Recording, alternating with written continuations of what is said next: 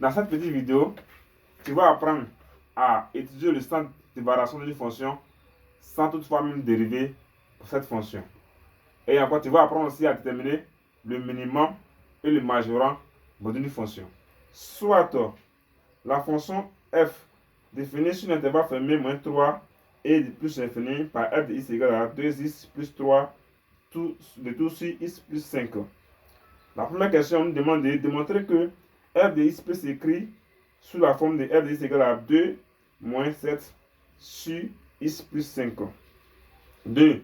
Démontrer que f est croissante sur l'intervalle fermé moins 3 plus infini. 3. Démontrer que f admet un minimum et préciser ce minimum là. 3b. Démontrer que la fonction f admet un majorant. Et 3c. En déduire que la fonction f est bornée et indiquer un encadrement de la fonction f. Alors, cet apprenant, nous allons essayer de répondre question après question au tableau ici. D'abord, mais avant tout, nous allons commencer par la première question. La première question nous demande de démontrer que soit x appartient à l'intervalle fermé moins 3 et plus infini, le f de x ici est égal à 2 moins 7 sur x plus 5. Alors, comment nous allons pouvoir faire cette démonstration? F de x qui était au départ ici, une fraction rationnelle, c'est une fraction rationnelle. On essaie de décomposer ça pour dire que f de x qui est là est aussi égal à 2 moins 7 sur x plus 3. On va voir que c'est le même dénominateur. Alors, pour retrouver cette deuxième expression de la fonction f de x ici, vous avez deux méthodes. Soit, vous prenez cette expression à démontrer, vous essayez de manipuler, c'est-à-dire réduire son même dénominateur. Si vous retrouvez l'expression de départ de la fonction f, c'est que vous avez reçu la démonstration. Autrement aussi, vous pouvez essayer de faire la division euclidienne de 2x plus 3 par x plus 5 pour pouvoir retrouver cette expression. Mais ici, nous allons essayer de prendre cette expression et réduire le dénominateur pour trouver f. C'est très simple et très facile, mais ce n'est pas aussi faux. Mais on va essayer d'aller encore plus loin en faisant la division euclidienne de 2x plus 3 par x plus 5 pour trouver f de x sous cette forme. La division euclidienne de 2x plus 3 par x plus 5. Alors, pour effectuer la division euclidienne de 2x plus 3 par x plus 5, je regarde ici. Voici la dividende et voici le diviseur. À ce niveau, je regarde le coefficient de x ici dans la dividende.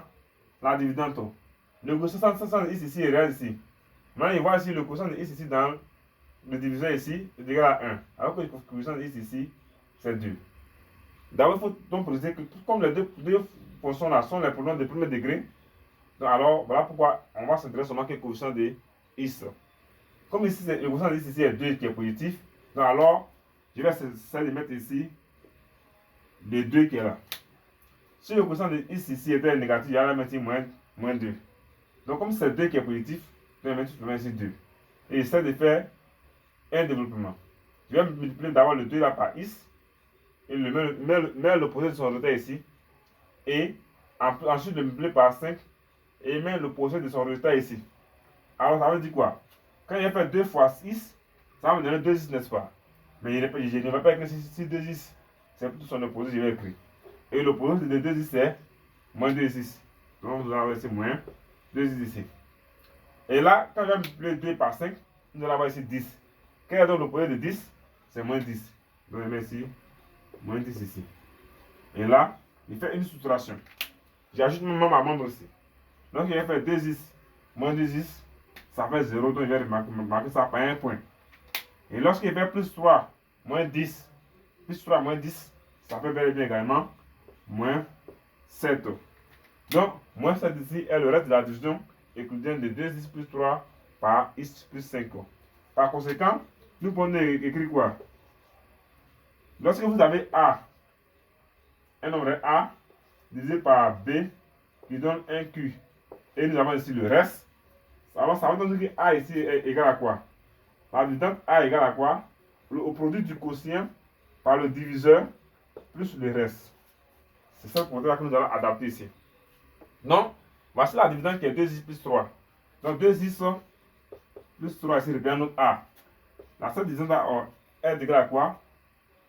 Au diviseur au produit divisé par le quotient qui est 2. Donc 2 facteur de x plus 5 et nous ajoutons le reste. Comme le reste est négatif, c'est moins 7 ici que le reste. Alors nous voulons obtenir, par cette égalité qui est là, on va obtenir l'expression de f de x qui est 2x plus 3 de tout divisé par x plus 5. Pour avoir 2x plus 3 tout divisé par x plus 5, on va essayer de multiplier cette équation-là par l'inverse de x plus 3, c'est-à-dire par 1 divisé par x plus 5. Et là, on aura ici 1 sur x plus 5 multiplié par 2x plus 3 sera égal à quoi? À 2 facteur x plus 5 multiplié par 1 sur x plus 5 moins 7 aussi multiplié par 1 sur x plus 5. Et là, facilement, on va voir quoi? Plus c'est une égalité, peu importe le signe de 2, peu importe le signe de x plus 5, ça ne va rien changer puisque c'est une égalité. Alors 1 divisé par x plus 5 multiplié par 2x plus 5, ça va nous donner ici 2x plus 5, pardon, 2x plus 3, qui sera divisé par 2x plus 5 ici, sera aussi égal à quoi? Nous avons 2 facteurs de x plus 5 multiplié par 1 sur x plus 5. Donc nous pouvons simplifier les x plus 5 ici, et nous avons seulement 2 fois 1, qui fait ici 2. Et c'est moins que là, moins 7 fois 1 sur x plus 5, donc moins 7 divisé par x plus 5. L'expression 2x plus 3, le tout divisé par x plus 5, n'est rien d'autre que l'expression de f de x. Donc par conséquent, on va donc dire ici que f de x ici est égal à 2 moins 7, le tout divisé par x plus 5. Vous voyez, nous allons tout simplement démontrer qu'une fonction f du départ peut aussi être égale à, est aussi égal à 2 moins 7 sur x plus 5. Alors, sans toutefois tarder, nous allons passer maintenant à la deuxième question. Dans la deuxième question, on nous demande de faire quoi? On nous demande de démontrer que notre fonction f est croissante sur l'intervalle fermé moins 3 ouvert plus infini. Ça revient ici avec quoi? Donc, on nous demande d'étudier le centre de variation de notre fonction ici sur l'intervalle moins 3 plus infini. Alors, on va essayer de donner le centre de variation de notre fonction f ici sans toutefois la dériver. Et cela est très très simple. Vous avez une méthode que vous avez étudiée depuis la classe de seconde C. Et dans cette méthode-là, qu'est-ce que vous allez essayer de dire? Lorsque, par exemple, vous avez une fonction qui est définie sur R. Si vous avez une fonction qui est définie sur R, par exemple, et que vous prenez deux nombres, U et V, appartenant à R, si vous supposez que U, tel que U soit inférieur à X. Si U est inférieur à X, si vous arrivez à démontrer que l'image de U par la fonction f, qui est f de U, est aussi également inférieure à l'image de V par la fonction U, et par la fonction f, qui est f de V, alors c'est que cette fonction-là, elle est croissante. Pourquoi? Parce que si quand vous avez pris deux nombres dans la fonction de définition, tel que U, ici, est inférieur à V, et que vous allez à prouver que l'image du nombre le plus petit, son image est plus petite que le nombre le plus grand, alors c'est que la fonction là, elle est croissante. Vous voyez que les nombres vont dans le même sens, dans le même ordre que leur image. Donc si U est plus petit que V, l'image de U par la fonction f, notre f de U, est aussi plus petite que l'image de V par la fonction f notée f de V. Donc une telle fonction là, elle est croissante. Mais si vous avez U qui est inférieur à V, et que vous arrivez à démontrer que f de U est supérieur à f de V, alors une telle fonction là, elle serait qualifiée d'une fonction décroissante. Dans ce cas, c'est ce que nous allons essayer de démontrer ici. Nous avons ici notre intervalle. Le R ici, c'est un intervalle de R qui est noté ici par un intervalle fermé par moins 3 et ouvert en plus infini. Alors on va essayer de prendre deux nombres réels.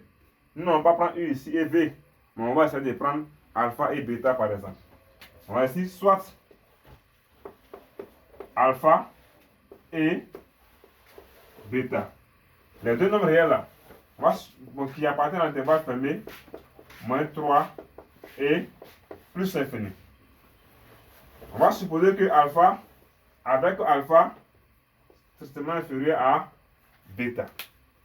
Donc, on prend alpha et bêta dans l'intervalle en question et on suppose qu'alpha est inférieur à bêta.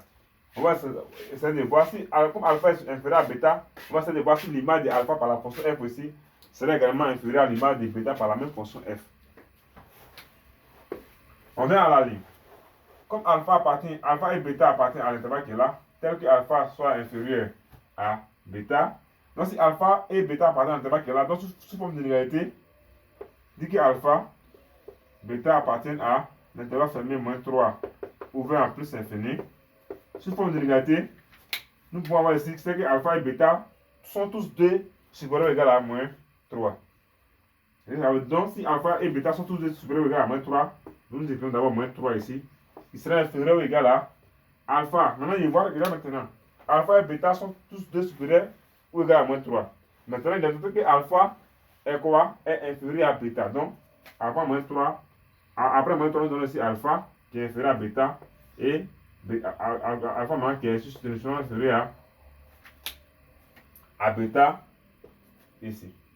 Maintenant, ici, comme on nous a dit de montrer que la fonction f est croissante sur ça et non strictement croissante, donc on va essayer de supposer que alpha soit inférieur ou égal à bêta. Parce que ce n'est pas une croissance stricte. À ce niveau-là, nous avons cette inégalité. Mais de cette inégalité, nous allons essayer d'encadrer maintenant l'image de alpha et l'image de bêta. Pour voir si nous partons dans le même ordre. Alors, pour ce faire, on va essayer de prendre une expression de la fonction f. On peut prendre cette expression de la fonction f, mais dans la plupart des cas, il sera très mieux et très facile d'utiliser la deuxième expression de la fonction f que nous venons de démontrer. Nous avons ici quoi? Or, f de x égale à quoi? On a démontré que f de x égale à 2 moins 7 sur x plus 5 sur l'intervalle fermé moins 3 et 5 et plus infini. Alors ici, qu'est-ce que nous allons essayer de faire? On va essayer d'encadrer d'abord alpha plus 5. Donc on a ici, en fait, l'encadrement ici, bon, c'est fait en image de quoi? On va retrouver l'image de alpha par la fonction f et l'image de bêta par la fonction f. Or, l'image de alpha par la fonction f sera notée f de alpha qui sera égal à quoi? À 2 moins 7 sur alpha plus 5 au lieu de x. Et l'image de bêta par la fonction sera notée f de bêta qui sera égal à 2 moins 7 sur bêta plus 5 au lieu de x. Alors, on va essayer de retrouver ces deux expressions ici. C'est-à-dire 2 moins 7 sur alpha plus 5 et 2 moins 7 sur bêta plus 5 à partir de cette inégalité. Il faut d'abord encadrer il faut d'abord retrouver alpha plus 5 et bêta plus 5. Dans notre inégalité, nous avons quoi? Nous avons ici alpha, bêta qui appartient à l'intervalle fermé, moins 3 plus infini.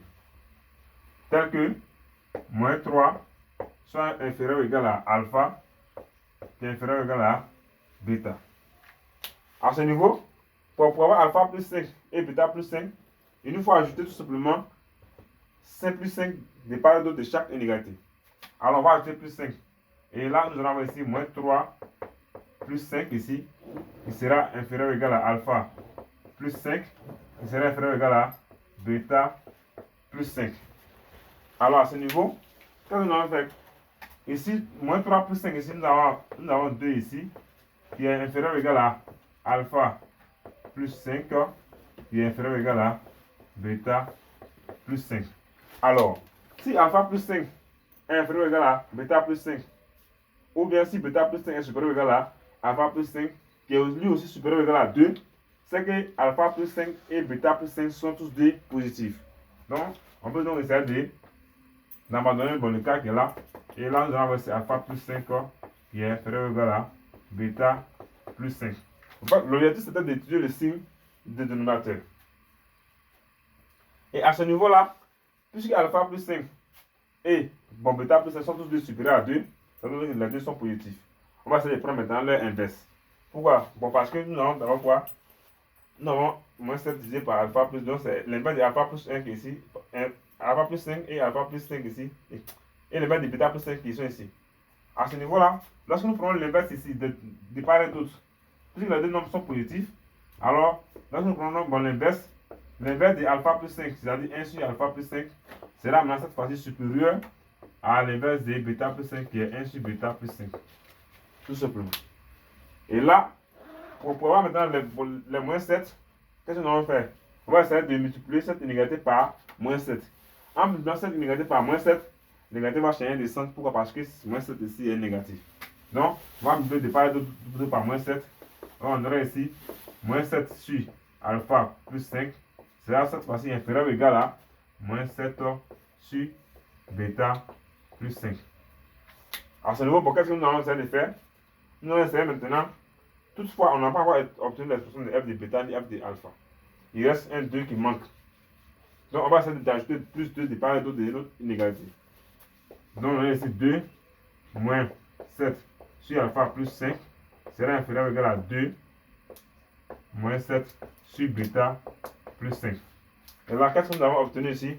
Nous avons obtenu ici l'expression de f de alpha qui est ici et f de bêta. Donc, c'est que nous avons dit que f de alpha est inférieur ou égal à f de bêta. Pour alpha inférieur ou égal à bêta, nous allons démontrer que f de alpha aussi est inférieur ou égal à f de bêta. Alors, on va donc dire quoi? On voit sinon que les nombres vont dans le même ordre que leur image. Alors, une telle fonction est qualifiée d'une fonction croissante. On va dire donc, on met en ligne pour écrire comme alpha inférieur ou égal à bêta et f de alpha inférieur ou égal à f de bêta. Alors, donc, notre fonction f est croissante sur l'intervalle d'étude, c'est-à-dire l'intervalle fermé en moins 3 et plus infini. Alors, ces apprenants, nous venons juste là de démontrer que notre fonction f est croissante sur l'intervalle fermé en moins 3 plus infini sans toutefois la dériver. Passons maintenant à la troisième question. On nous demande de démontrer que la fonction f ici admet un minimum.